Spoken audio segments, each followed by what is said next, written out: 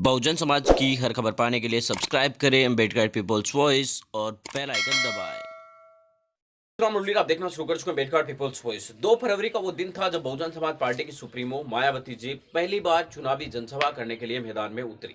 Bahujan Samaj party की supremo Mayawati ji ने इस बार अपनी शुरुआत आगरा, जिसे दलितों की राजधानी कही जाती है, उससे शुरुआत की।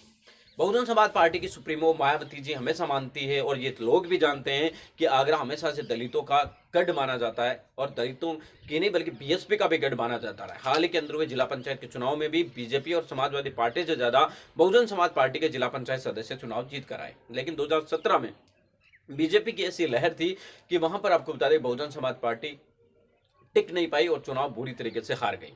सभी सीटों पर आपको बता दें कि बीजेपी एक तरफा चुनाव जीत गई। बहुजन समाज पार्टी प्रथम चरण के अंतर्गत आने वाली जो सीटें हैं उनमें 2017 के अंदर दूसरे नंबर पर सबसे ज्यादा रही। समाजवादी पार्टी तीसरे नंबर पर, अधिकांश सीटों पर वो तीसरे नंबर पर ही रही। लेकिन उसके बावजूद आपको बता दें कि सपा और बीजेपी की टक्कर दिखाई जा रही है, जबकि आपको बता दें कि बहुजन समाज पार्टी को टक्कर से बाहर रखा जा रहा है। जबकि बहुजन समाज पार्टी ने उस क्षेत्र में भी समाजवादी पार्टी से कहीं ज्यादा वोट हासिल किए थे।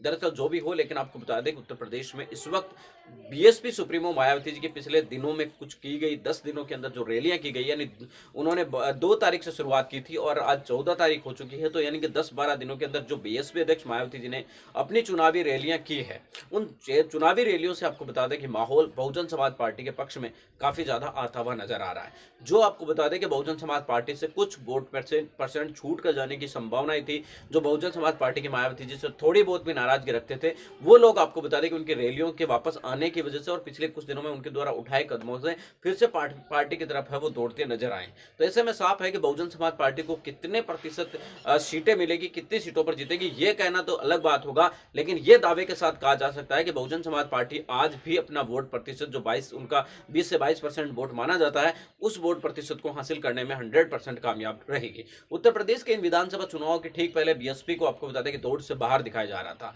लेकिन धीरे धीरे समय बदलने के साथ ही अब राजनीतिक जो विश्लेषक है वो हालांकि पार्टी को अभी भी कमजोर मान रहे हैं, लेकिन उसके बावजूद वो ये कह रहे हैं कि बहुजन समाज पार्टी को इग्नोर नहीं किया जा सकता। जब तक बहुजन समाज पार्टी उत्तर प्रदेश में एक बड़ी राजनीतिक दल है, तब तक आपको बता दें कि उसे इग्नोर नहीं किया जा सकता। हर विधानसभा लोकसभा चुनाव के अंदर बीएसपी ने अपने आप को साबित किया है। गठबंधन तो सपा और बसपा दोनों का भी था, और दोनों ही पार्टियां चुनाव लड़ी थी, तो फिर बसपा के प्रत्याशी ज्यादा क्यों जीते, जबकि बीएसपी के जो कैंडिडेट जीत कर आए वो पहली बार जीत कर आए सांसद। ऐसा कोई भी व्यक्ति नहीं था जो दोबारा चुनाव लड़ रहा हो। तो यानी कि उनके चेहरे थे वो चुनाव जीत गए, और समाजवादी पार्टी के जो कद्दावर चेहरे थे वो चुनाव हार गए। तो ये कहीं ना कहीं आपको बता दें कि समाजवादी पार्टी की खुद की कमजोरी दिखाई पड़ रही है। मिलेंगे इस वीडियो में अपडेटों के साथ, तब तक आपसे लेते विदा। लाइक कीजिए, कमेंट कीजिए और शेयर